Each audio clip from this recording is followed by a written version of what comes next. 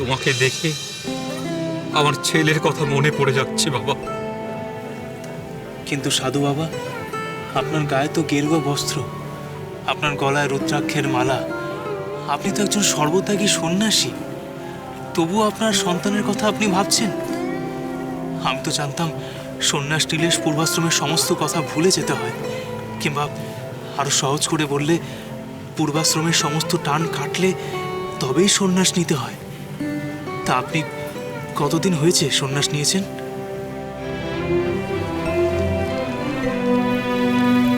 13 বছর। 13 বছর? দীর্ঘ 13 বছর পরেও আপনার নিজের সন্তানের প্রতি এত টান, এত স্নেহ, তাহলে তাকে ছেড়ে এসেছিলেন কেন? আমি ছাড়িনি বাবা, বরং সেই আমাকে ছেড়ে চলে গিয়েছিল। মানে? আমি গৃহস্থ ছিলাম, ছেলে বউ নিয়ে আমার সুখের সংসার ছিল। আর 5 জন গৃহস্থ যেমন দেবদ্বিজে ভক্তি রাখে, আমার ঠিক তাই ছিল, এর বেশি আর কিছু নয়। কিন্তু কখনো ভাবিনি যে আমি সন্ন্যাস নেব, গেরুয়া পরব, রুদ্রাক্ষ ধারণ করব, সাধু হয়ে এভাবে পথে পথে ঘুরে বেড়াবো। তাহলে আপনি এ পথে এলেন কেন? ছেলে তখন আমার তোমার বয়সী, বিয়ে দেবার পরিকল্পনা করছি। এমন সময় আমার সেই তরতাজা ছেলে দুদিনের জ্বরে আমাকে ছেড়ে চিরতরে চলে গেল। সে মারা গেল?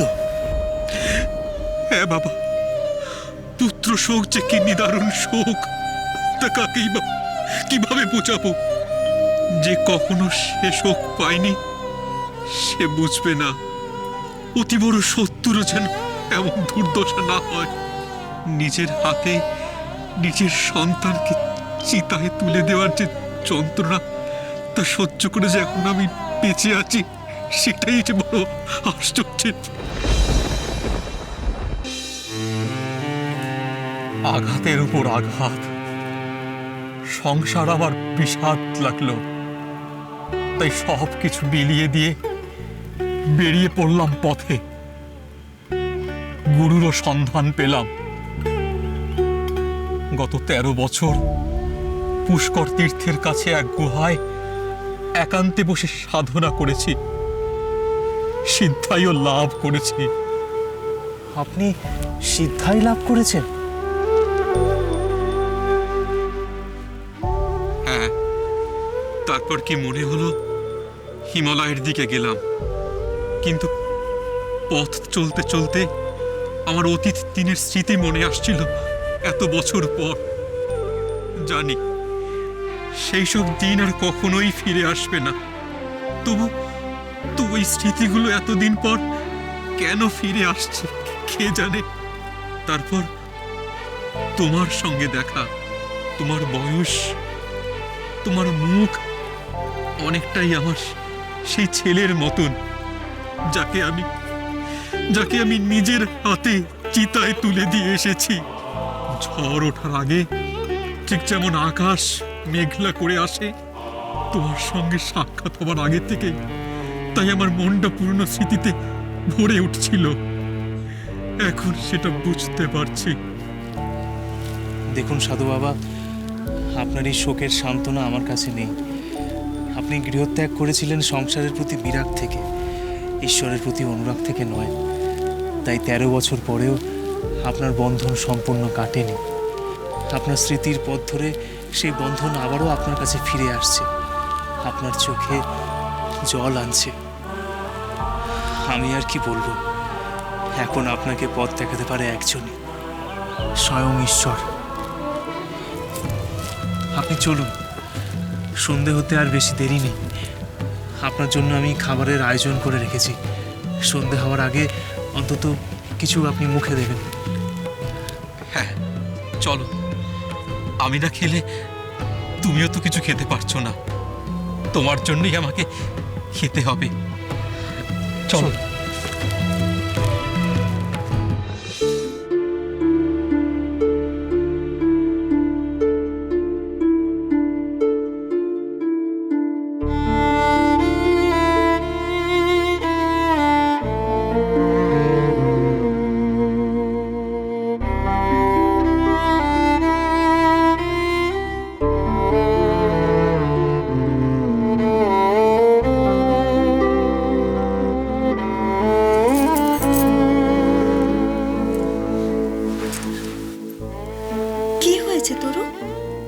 অন্যদিন তো বিছানায় পড়েই নাক ডাকিস, আজ যেন চোখে ঘুম নেই, সমানে এপাশ ওপাশ করছিস। এত ছটফট করছিস কেন? শরীর খারাপ লাগছে? কই না তো। দিব্যি জেগে আছিস আর বলছিস কই না তো। কি রে, কি হয়েছে?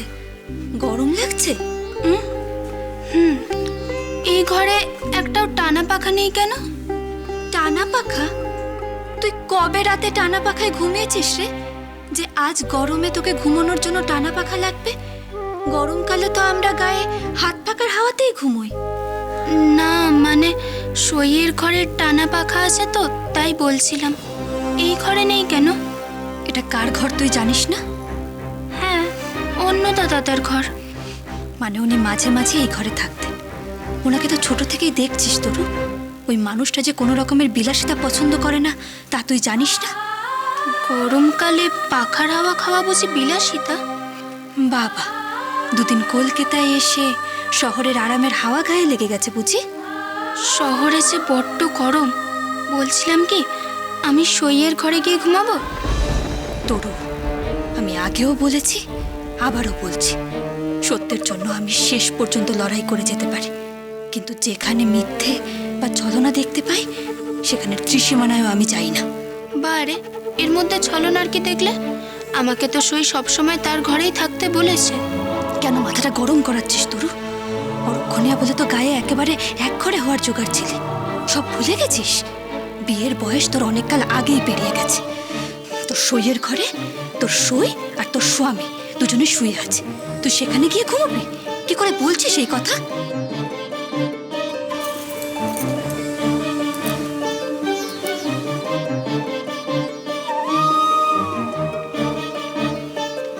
স্বামীটা কি আমারও নয় বউঠান?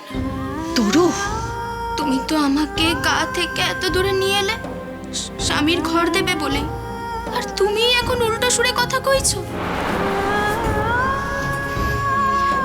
বলছি তোর ব্যবহারে তরু, তোর কপালে যা আছে তা তুই এমনিই পাবি, কেউ রুখতে পারবে না। ঈশ্বর যদি তোকে কিছু দিতে চান তা তোর কাছে এমনিই আসবে, কিন্তু অধিকারের দোহাই পেরে ছল করে কোনো জিনিসকে ছিনিয়ে নেওয়ার চেষ্টা করাটা মোটেই ঠিক কথা নয় তরু।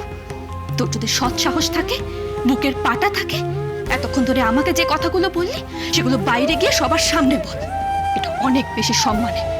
তাতে হয়তো প্রথমে অসম্মানিত হবি, কিন্তু দিন শেষে সত্যিই জিতবে। কিন্তু সেই সৎ সাহস তো তোর নেই, সেই বুকের পাটাও নেই।